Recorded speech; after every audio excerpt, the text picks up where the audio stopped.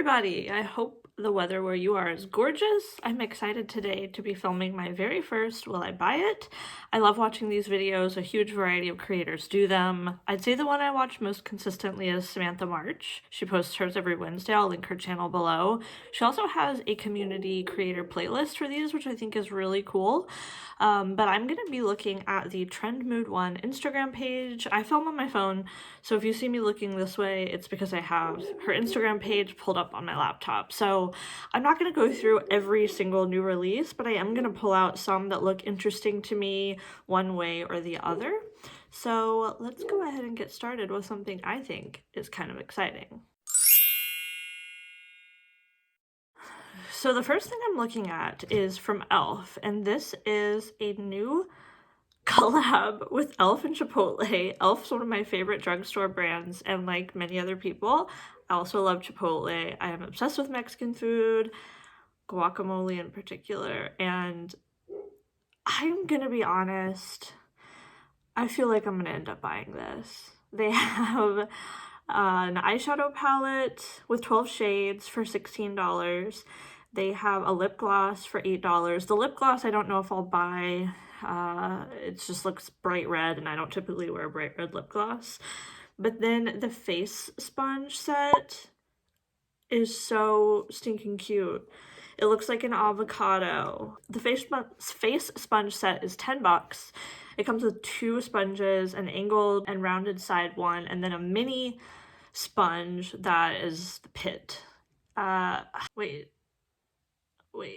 There's also a makeup bag that looks like their chip bag. Oh my god, that's so cute. The makeup bag's $18. I don't know if I will buy that. It's adorable though.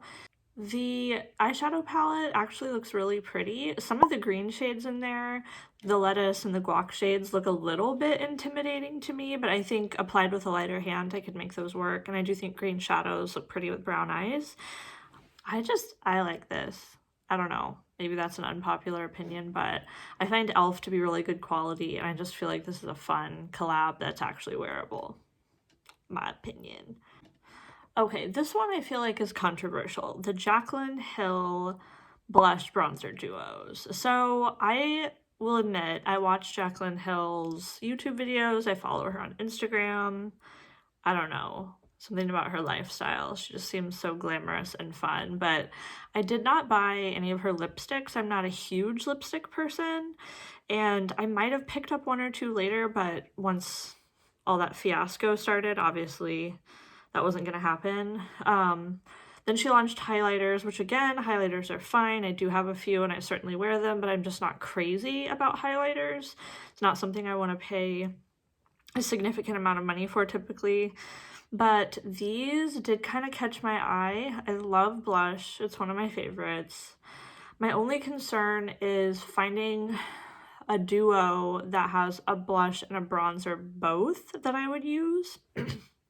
They're $36, which is more than I would typically pay, but getting one of each, I don't know. There are a few in here that I think I could make work for me, but I think I'm gonna wait until I see reviews come out, and if people are loving them, I might consider saving up for one eventually. We'll see. This next one makes no sense to me. I hate this. Maybe this is gonna be unpopular, but the Sephora and Coach collab, I can't imagine buying this. These look like things for little kids. I mean, the brush set's kind of pretty, but all of these eyeshadow palettes, and honestly some of them, like the colors aren't bad, like the shadows that are inside the tin, I guess, that looks like a shark, those are pretty when you look at the swatches. They're beautiful, but the packaging is so odd. I have no interest in buying this. What do you guys think? This is one of the most bizarre to me that I've seen in a long time. Okay, this is one I'm going to mention, not because I'm interested in this particular product, but rather this collection. So the BH Cosmetics Birthstone collection, they put the one out for March, which is aquamarine. It's a lot of blues. I don't wear blue eyeshadow, but this collection as a whole has kind of caught my attention. So if you haven't heard of these, the concept is that each month they're putting out a palette that goes with the birthstone, or is supposed to represent the birthstone that goes with that month. So my birthday is in August, so I'm definitely going to keep my eye out. I mean, they're $9, I think. So really reasonably priced, and I've personally had good luck with BH shadows. So I'm definitely going to keep my eye out for the August Birthstone palette. The Birthstone for August is a Peridot, which is green, and as I just mentioned, I don't wear a ton of green shadow, so I don't know, but I'm definitely going to keep my eye on this. Urban Decay. They're releasing some new individual shadows as well as some shadow sticks. So the individual shadows, they have a Moon Dust shadow, which is really glittery and shimmery, and then just a regular shadow. These are like $19 and $22 each. There's no way I'm ever going to pay $20 for a single eyeshadow. I don't get it.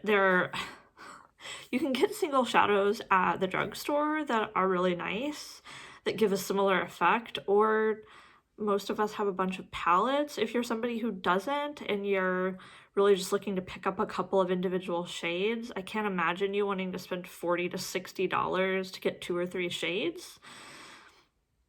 I just don't see it. The Moon Dust shadows, I think, are going to be more unique.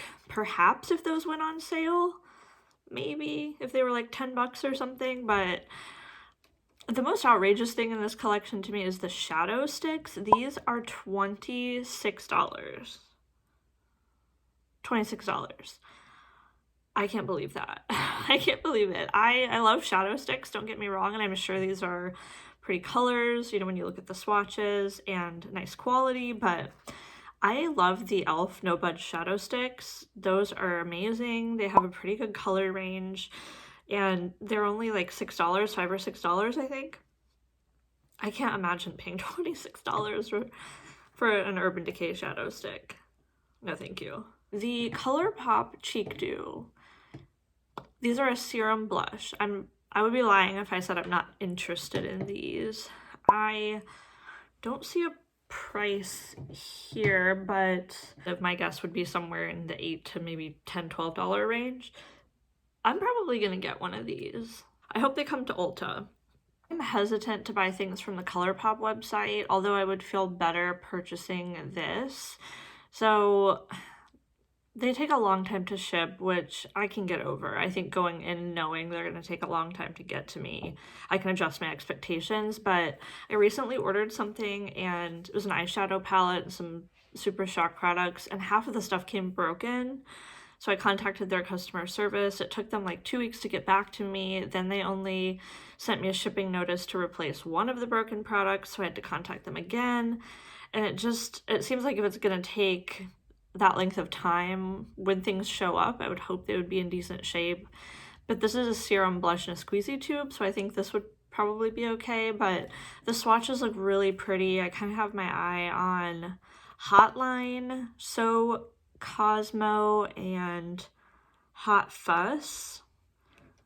These look pretty. This one surprised me. It's from the crayon case, which I have not been interested in at all. But they're releasing these little, they're calling them mini Notepad eyeshadow palettes, and each one has 8 colors.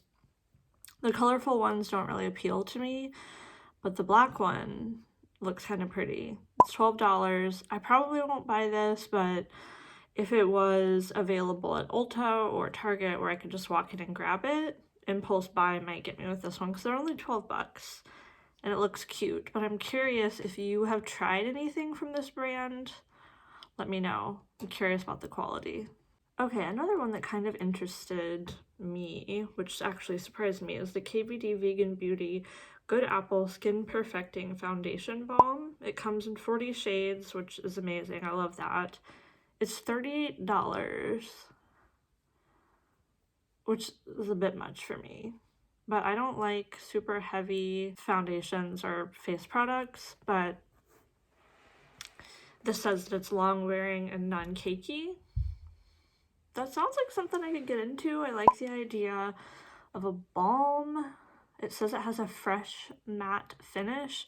This is probably one that I'll keep my eye on because it says it will be at Sephora and Ulta. This is probably one I'll keep my eye on and see what the reviews look like, but I'm kind of interested in this one, which surprises me because I'm not typically super interested in things from that brand, but this one got me.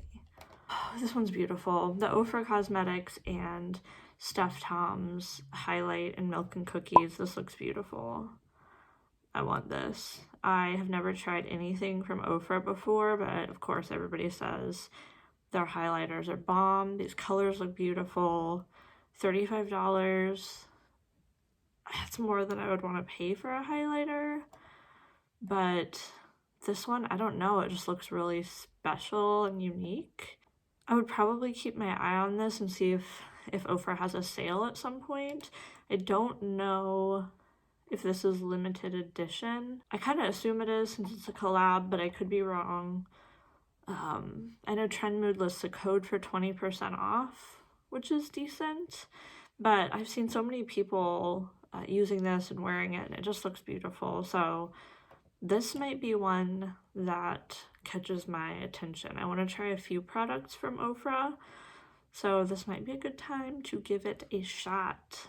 The last one I'm going to talk about today, I think, is the Makeup Forever Water Tone Foundation. This sounds really interesting to me. I really like the Makeup Forever Ultra HD, and I haven't had that for a while, but this one sounds really unique. It says the first foundation that overcomes all the barriers to using foundation. It is certified good for skin, 94% of natural ingredients, and a natural fresh finish, and totally no transfer and mask proof, 23 shades, which could be better, but not horrible. $37 each. It says water tone is replacing water blend. The formula is similar but not exactly the same. So I never tried the water blend foundation, so I don't have anything to compare it to, but I don't know, the claims on this one sound really interesting to me. $37 is a lot more than I would typically want to pay, but I don't know, I've kind of been into lately trying some different foundations. So far I've mainly stuck with drugstore, but this is really the first high-end one I've seen that kind of catches my attention. So what do you guys think?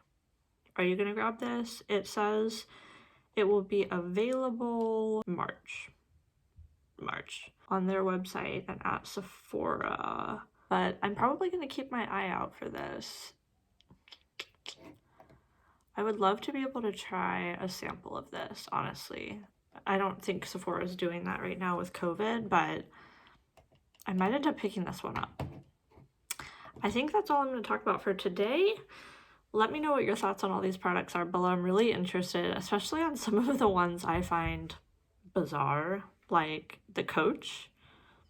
I'm also really interested what you guys think about the e.l.f. and Chipotle collab. I don't know, I think that's pretty cool.